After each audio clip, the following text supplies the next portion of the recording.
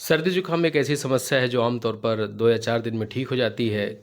कई बार यह 1 हफ्ते में भी ठीक होती है, जिसे हम कॉमन कोल्ड या कॉमन फ्लू कहते हैं, जो कि वायरस या एलर्जी की वजह से होता है। लेकिन अगर यह 1 हफ्ते से ज़्यादा या कई हफ्तों तक अगर ये समस्या बनी रहती है, तब इसे हम साइनस कहते हैं और साइनस में इन्फेक्शन को साइनोसाइटिस कहते हैं।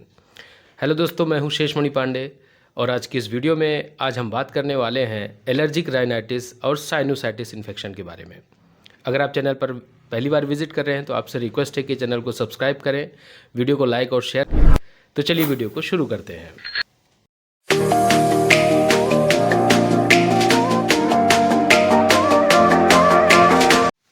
सबसे पहले हम बात करते हैं राइनाइटिस। राइनाइटिस मतलब होता है कि सर्दी जुकाम का होना, जो कि 2 प्रकार से होते हैं। एक होता है इन्फेक्शन की वजह से, एक होता है एलर्जी की वजह से। इन्फेक्शन यानी कि वायरस या बैक्टीरिया की वजह से भी हो सकता है और दूसरा होता है एलर्जी की वजह से, जिसे हम एलर्जिक राइनाइटिस कहते हैं। एलर्जिक राइनाइटिस जिसे हम कॉमन लैंग्वेज में इसे हम सर्दी जुकाम या कॉमन फ्लू या कॉमन कोल्ड कहते हैं। इसमें व्यक्ति को नाक बहना, सर दर्द होना, बुखार आना, खांसी, छींक ऐसे लक्षण होते हैं, जो कि आमतौर पर 2 या 4 दिन में ठीक हो जाते हैं। कई बार इसके सिम्पटम्स 1 हफ्ते तक भी चलते हैं। सर्दी जुकाम के लक्षण को ठीक करने के लिए कुछ कॉमन जो मेडिसिन्स होती हैं वो प्रभावी होती हैं। इसमें कुछ विशेष एंटीबायोटिक की ज़रूरत नहीं होती है जब तक कि बैक्टीरियल इन्फेक्शन की पुष्टि नहीं हो। वायरस इन्फेक्शन होता है जो सिम्प्टोमेटिक ट्रीटमेंट दिए जाते हैं, जिसमें कि आइबुप्रोफेन, पैरासिटामोल, एंटी एलर्जिक जैसे कि सिट्रिजिन, लिवोसिट्रिजिन, मोंटेलुकास लिवोसिट्रिजिन या फेक्सोफेनाडिन। कई बार नेज़ल कंजेशन होता है तो नेज़ल ड्रॉप जैसे कि ऑक्सीमेटाजोलिन की हो गई और ट्रिविन नेजिवियन। इस टाइप से ट्रीटमेंट लेके हम इसे सिम्प्टोमेटिक रिलीफ दे सकते हैं। सर्दी जुकाम होना हमारी सेहत के लिए बहुत फ़ायदेमंद भी होता है, क्योंकि ये हमारे अंदर के नेज़ल रूट और रेस्पिरेटरी सिस्टम को क्लीन करता है, म्यूकस के थ्रू ये बाहर निकालता है। नाक बहना एक इसकी कॉमन जो सिम्पटम्स है, जिन लोगों को नाक नहीं बहती है और सर्दी जुकाम के लक्षण लगातार बने रहते हैं, उनको आगे चलकर ये गंदगी जमा रह सकती है और साइनस का प्रॉब्लम बना सकती है, जिसे साइनस के इन्फेक्शन को हम साइनोसाइटिस भी कहते हैं। साइनोसाइटिस के और भी बहुत सारे कारण होते हैं, जैसे कि नेज़ल पैरानेज़ल जो साइनसेस होते हैं, उनमें पॉलिप का बन जाना या नाक की हड्डी का बढ़ जाना, जिसे हम डेविएटेड साइनोसाइटिस कहते हैं। तो आगे हम इसके बारे में डिटेल में हम जानेंगे। अलावा एलर्जिक साइनोसाइटिस भी होता है, जिसको एलर्जी है, धूल, धुआँ, पॉल्यूशन या किसी भी तरह के फूड एलर्जी है, वो कारण भी बनते हैं, जो कि साइनोसाइटिस या एलर्जिक राइनाइटिस बनाते हैं। साइनसाइटिस को समझने के लिए सबसे पहले ये ज़रूरी हो जाता है कि साइनस साइनस किसे कहते हैं। साइनस एक तरह से हवा से भरे हुए स्पेसेस होते हैं, जो कि हमारे पैरानेज़ल रूट में होते हैं और फेशियल एरिया में उनका पोजीशनिंग होती है, जिसे हम 4 पेयर में हम बाँटते हैं, जो कि मुख्य रूप से एथमाइड, फ्रंटल, मैक्सिलरी और स्फिनॉइड साइनस कहलाते हैं। एथमाइड साइनसेस बिटवीन द आईज़ होते हैं, यानी कि हमारी आँख के आसपास होते हैं। फ्रंटल साइनसेस होते हैं एबव द आई, यानी कि हमारे फ्रंटल एरिया में, फोरहेड में इसका इसकी जो बोन्स होती हैं और ये स्पेसेस होते हैं। मैक्सिलरी मैक्सिलरी जो साइनसेस होते हैं वो हमारे नाक के छिद्र के आसपास और मैक्सिलरी यानी कि कहना चाहिए कि चीक बोन एरिया के आसपास जो ये सैक्स होते हैं साइनसेस। और स्फिनॉइड जो साइनसेस होते हैं वो बिहाइंड द आइज़ यानी कि हमारे स्कल एरिया में होते हैं। ये 4 प्रकार के साइनसेस होते हैं और इनके इन्फेक्शन को ही हम साइनोसाइटिस कहते हैं। साइनोसाइटिस का इन्फेक्शन जो होता है उसकी सीवियरिटी को देखते हुए डॉक्टर इसमें ज़्यादातर ट्रीटमेंट देते हैं। तो इसका ट्रीटमेंट को हम डिफ़ाइन करते हैं उनकी डिग्री ऑफ सीवियरिटी पर, कि कितने डिग्री का इनको साइनोसाइटिस है। साइनोसाइटिस को ठीक करने के लिए जो आमतौर पर मेडिसिन्स दी जाती हैं, सबसे पहले तो डॉक्टर इसको डायग्नोस करते हैं, जो कि क्लिनिकल एग्जामिनेशन करते हैं। ज़रूरत पड़ती है तो कई बार इसको नेज़ल एंडोस्कोपी भी की जाती है और अगर बहुत ज़्यादा सीवियरिटी है तो फिर सीटी स्कैन भी किया जाता है। तो जो ट्रीटमेंट उसके आधार पर डिसाइड किया जाता है। सीटी स्कैन में अगर नेज़ल के पैरानेज़ल रूट में अगर पॉलिप हैं या नाक की हड्डी बड़ी है तो सर्जरी की भी सलाह दी जाती है। तो इसके ट्रीटमेंट 2 प्रकार के होते हैं, एक होता है कंज़र्वेटिव ट्रीटमेंट, एक होता है ऑपरेटिव ट्रीटमेंट।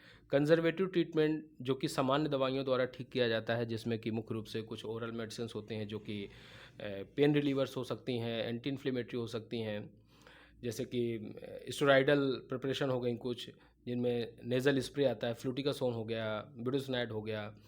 इसमें ये नेज़ल स्प्रे काम करते हैं जो कि सिम्प्टोमेटिक रिलीफ दे देते हैं, जो कि कुछ दिनों में ये पूरी तरह से ठीक भी हो जाता है। लेकिन अगर ये रिकरेंट हो रहा है, कई बार हो रहा है, तो इसके लिए फिर हम आगे की फर्दर प्रोसीजर देखते हैं, जिसमें कि नेज़ल एंडोस्कोपी या फिर सीटी स्कैन किया जाता है। साइनसेस को 4 कैटेगरी में बांटा गया है: acute sinuses, chronic sinuses, deviated और हे साइनसेस। एक्यूट साइनसेस जब कोई व्यक्ति किसी वायरस या बैक्टीरिया के संपर्क में आता है तब उसे एक्यूट साइनसेस होते हैं। ये शॉर्ट टर्म होता है और ये कई बार अपने आप ही ठीक हो जाता है। क्रॉनिक साइनसेस में इसमें नाक के जो नॉस्ट्रिल्स होते हैं, जो आसपास की जो कोशिकाएं होती हैं, सूजन आ जाती है, इन्फ्लेमेशन हो जाता है, इसमें कंजेशन फील होता है, नाक में भारीपन महसूस होता है, सर दर्द होता है, बुखार होती है। और डेविएटेड, ये साइनस के एक ही साइड नेज़ल सेप्टम में भारीपन महसूस होता है, कंजेशन फील होता है, यानी कि नाक का एक साइड जो है तो काफ़ी भरा हुआ महसूस होता है। कई बार ड्राई होता है, कई बार इसमें ज़्यादा पानी भी आता है और इसमें बुखार भी तेज़ हो सकता है और सर दर्द बहुत ज़्यादा रहता है, आँखों के आसपास भी काफ़ी दर्द रहता है, चेहरे पर सूजन भी आ सकती है। तो ये होता है डेविएटेड। इसमें ज़्यादातर नाक की हड्डी बढ़ने के कारण इसमें ज़्यादातर मुख्य होते हैं। उसके बाद हे साइनसेस, हे साइनस जिसे हम एलर्जिक साइनसेस कहते हैं, जो कि किसी भी प्रकार की एलर्जी की वजह से होता है। बहुत से लोग होते हैं जिनको पोलन ग्रेन से एलर्जी होती है, पालतू जानवरों से एलर्जी होती है, किसी विशेष प्रकार की फूड एलर्जी होती है, खाने से एलर्जी होती है, या फिर और भी कोई रीज़न है पर्टिकुलर जिससे वो एलर्जिक हैं, तो वो एलर्जी हो सकती है।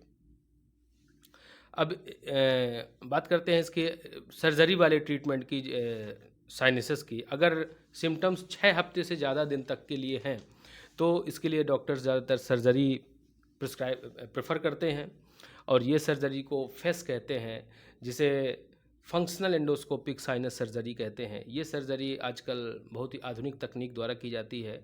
नेज़ल एंडोस्कोपी करते हैं और एंडोस्कोपिक सर्जरी होती है। आमतौर पर ये एक दिन में ही पेशेंट को रिलीफ मिल जाता है और जो पॉलिप होते हैं या नाक की हड्डी बड़ी होती है तब उस केसेस में ये सर्जरी की जाती है और इससे पेशेंट को काफ़ी सेटिस्फैक्ट्री रिज़ल्ट मिलते हैं। कई लोगों का मिथ होता है कि सर्जरी कराने के बाद बार बार रिकरेंट इन्फेक्शन होता है, तो जो लिटरेचर की स्टडी कहती है, जो लिटरेचर्स कहते हैं, उसमें 70 to 80% पेशेंट को सेटिस्फैक्ट्री रिज़ल्ट मिलता है। तो इस सर्जरी को तभी करवाना चाहिए जब समय तक समस्या बनी रह सकती है। तो ये थे जो कुछ कॉमन सिम्टम्स जो कि हमने देखे एलर्जिक राइनाइटिस और साइनोसाइटिस के बारे में।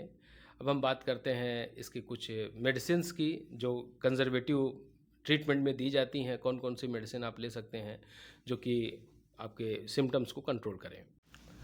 एलर्जिक राइनाइटिस या साइनोसाइटिस की जो सिम्टोमेटिक रिलीफ मेडिसिन है, जो कि हल्के फुल्के लक्षणों को कंट्रोल करने के लिए जो पॉपुलर मेडिसिन है, पॉपुलर ब्रांड्स हैं, उनकी बात करते हैं। जैसे कि सर दर्द या बुखार है, अगर पैनिक है, बॉडी में दर्द है, तो उस कंडीशन में हम नॉर्मली पैरासीटामोल या आइबुप्रोफेन की प्रिपरेशन लेते हैं, जैसे कि क्रोसिन, कैलपोल या डोलो। निमोस्लाइड ले सकते हैं जैसे कि नाइस, या कॉम्बिनेशन में एसिक्लोफेनेक विद पैरासीटामोल जैसे कि ज़ीरोडॉल पी या कॉम्बीफ्लेम आइबुप्रोफेन विद पैरासीटामोल। ये प्रिपरेशन ले सकते हैं जो कि पॉपुलर ब्रांड है।